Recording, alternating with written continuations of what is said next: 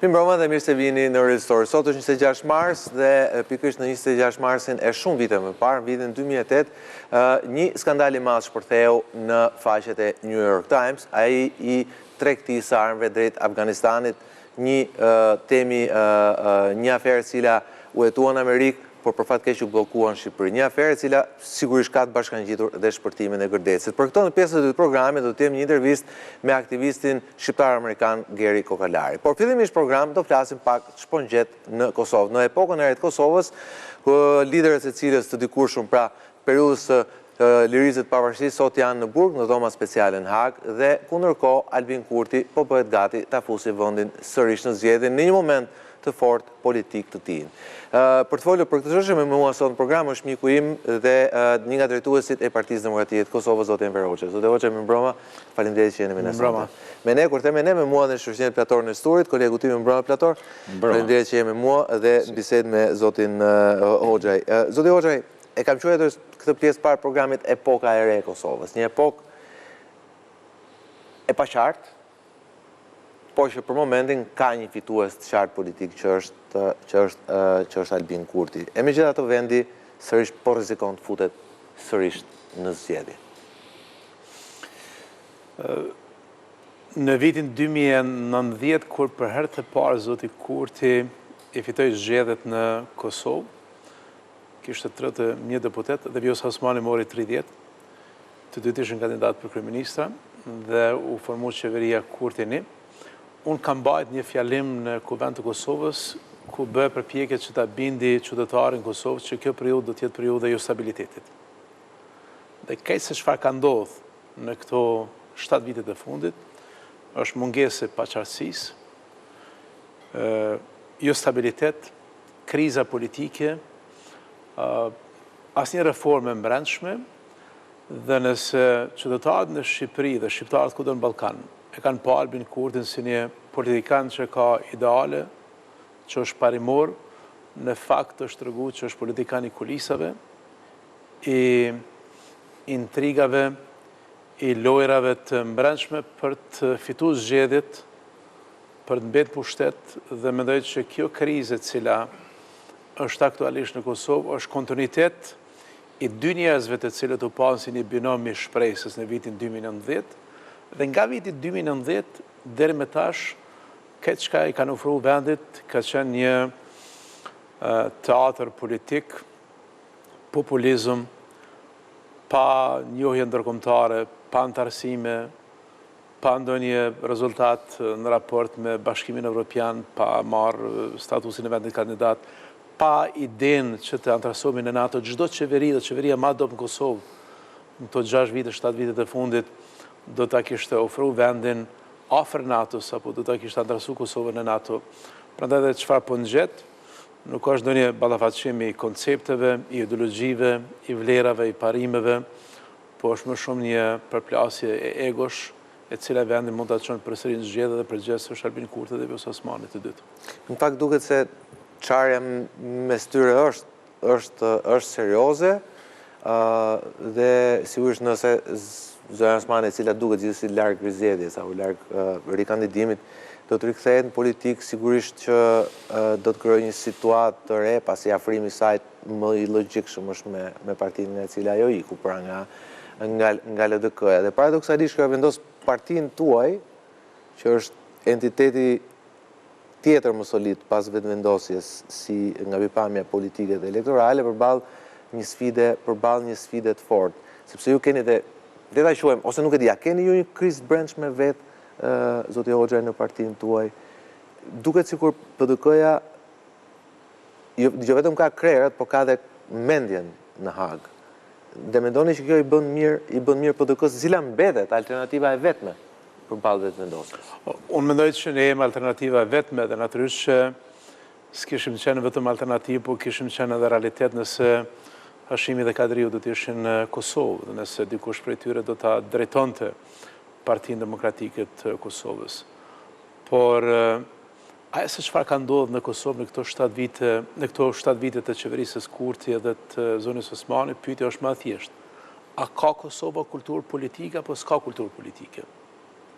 Nëse ka kulturë politike, kur kishte kulturë politike. Në kohën tonë, ne kem arritë që me 37 deputet të udhëheqmi vendin drejt pavarësisë, të bëjmë koalicion me LDK-n, të udhëheqmi vendin drejt një periudhe të shtetëformimit dhe të shëndërtimit, të bëjmë dialog me Serbi, të marrëmi njohje ndërkombëtare dhe të antarësojmë vendin në organizatet të ndryshme ndërkombëtare.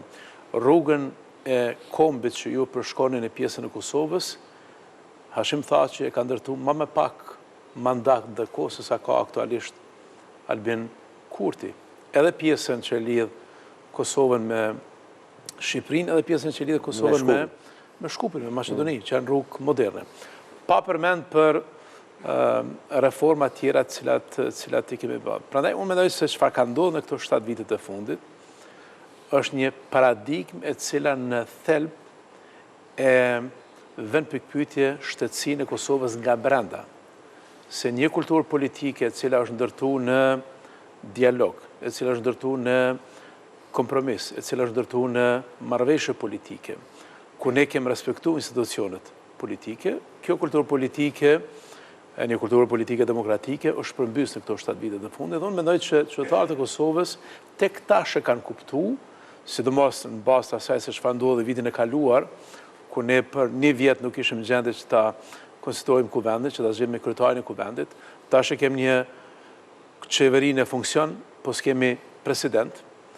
Dhe kjo shtron pyetjen çfarë po ndodh në atë vend. Unë mendoj që e tëra ka filluar me 2019-ën, me 2021-ën, ku zoti Kurti ka treguar që mund të fiton zgjedhje, mund të mobilizon elektorat, mund të ketë aparat të partisë së tij për të fituar zgjedhje, por nuk din me qeverisë, dhe jo vetëm që nuk din me qeverisë, po dhe nuk din edhe me udhëheqës, me qeverisë i bjen që ta udhëheq vetin, ta drejton vetin. Plador, si ka mundësi që në Kosovë nuk gjen një kritik për një rrugë që nuk është shtruar, dhe me thënë drejtën nuk ka shumë rrugë të reja shtruar në Kosovë. Jo, ka kohë që nuk ka rrugë. Kjo është një problem tjetër. Por nga ana tjetër ka një opinion, një perceptim se kur vjen puna tek identiteti shtetëror i Kosovës, zoti Kurti ka arritur diçka më shumë se sa brezi i politikanëve që pavarësisht sollën pavarësinë e Kosovës dhe lindjen e këtij shteti. Pra kjo paradigma që po ja bashkangjis dhe unë për paradigmën që ngriti zoti Hoxha. Realisht, domethënë gjithë diskursi politik i zotit Kurti që në fillim ishte në sensin e një lufte kundër korrupsionit, dhe këtë e ka mbajtur gjallë me etapa her pas here, por e gjitha kjo nuk është se u shoqërua, siç e thatë ju vetë, me projekte apo me punë publike të cilat të bënin një realitet apo të kishim një mënyrë të re se si operohet për ngritjen ekonomike të vendit. Pra, çështja që unë nuk po ndërtoj se nuk dua të korruptohem, ky është një element i cili nuk i shërben as vendit, as shtetit, as ekonomisë. Po atë investime zero sigurisht që do ke zero korrupsion. Megjithëse edhe këtu ka shumë veta që dyshojnë, po ka pasur. Më duket se gjithë diskursi ishte në dy anë.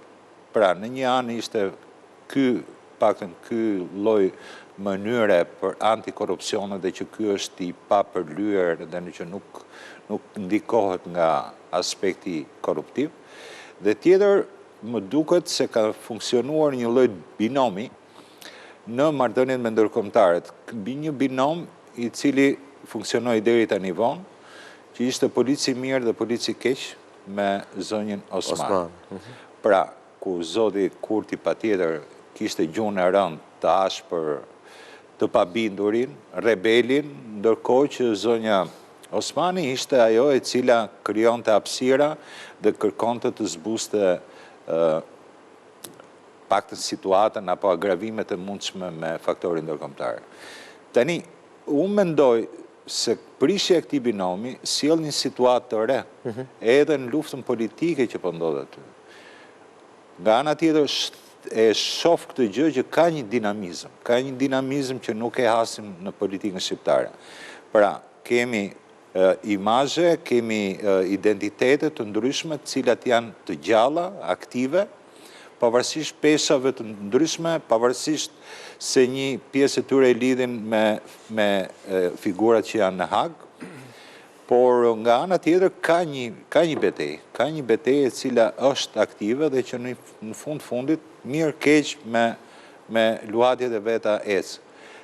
Ajo çfarë unë dua të bëj si pyetje, në kushtet e reja, si është ndikimi pas prishjes këtij binomi që ka funksionuar deri tani midis Kurtit dhe Osmanit. Influenca dhe qëndrimet e ndërkombëtarëve karshi gjithë lëvizjeve politike, por dhe zgjedhjeve, sepse Kosova gjithsesi është një shtet i ri, i cili padyshim pa ndihmën dhe pa mbështetjen e aleatëve tanë dhe partnerëve ndërkombëtar, patjetër është një ndikuese e mjaft e madhe edhe në aspektin elektoral. Nuk mendoj që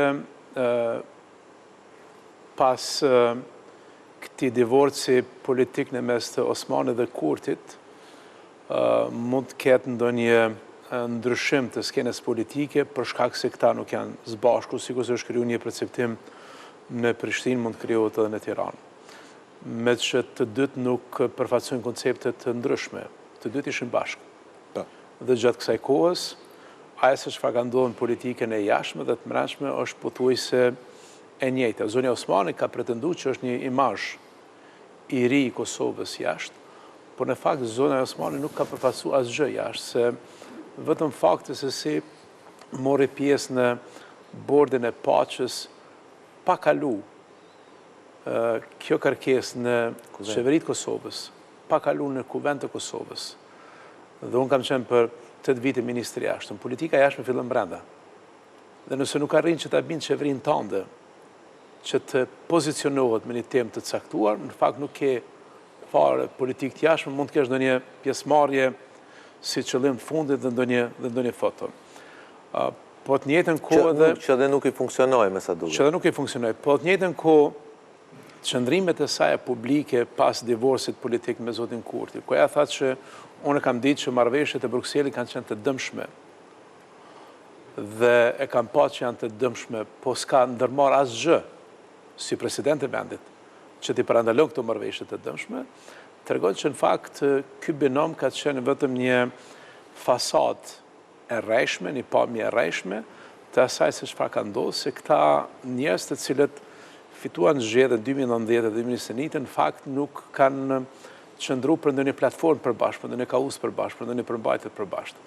Prandaj edhe unë shoh ky që se sa do të mrin opozita mirëfillt që ta rikthen vetveten si alternativë, që ne t'ju thojmë njerëzve këto 7 vite të fundit e pa se si duket shkapja e shtetit, si ju me vend thatë që zoti Kurti ka ardhur në pushtet me idenë që sundimin e ligjit, luftën kundër korrupsionit do duhet ta kishte prioritet, shkapjen e shtetit. Njerëzit kanë menduar që ne nuk do të alshojmë pushtetin 2019 dhe për një deputet më shumë që kishte zoti Kurti në raport me zonin Osmani, dhe 3-4 deputet, 4 deputet më shumë, 5 deputet më shumë se sa PDK-ja, tranzicioni ishte i butë, normal, e mor pushtetin, por çfarë ndodhi? Ndryshimi ndodhi, por ndryshimi nuk ndodhi për të mirë. Prandaj në bindjen time të plot, ne duhet ta rikthejmë një shpresë tek qytetarët e Kosovës, duhet t'ju thojmë njerëzve që ne e dimë se ku është ndalë Kosova 2019, se ne kemi ndërtu atë shtet, dhe ne mund ta vazhdojmë projektin e shtetformimit dhe të shtëndërtimit të Kosovës, dhe këtë tha me një arsye të thjeshtë se ndërkombëtarët nuk kanë pritje, as nga zoti Kurti, as nga zonia Osmani, se në këto 7 vite të fundit, në takimet e brendshme, këta kanë premtuar diçka tjetër, në publik kanë thënë diçka tjetër, nuk i besojnë qëllimeve strategjike të Kosovës.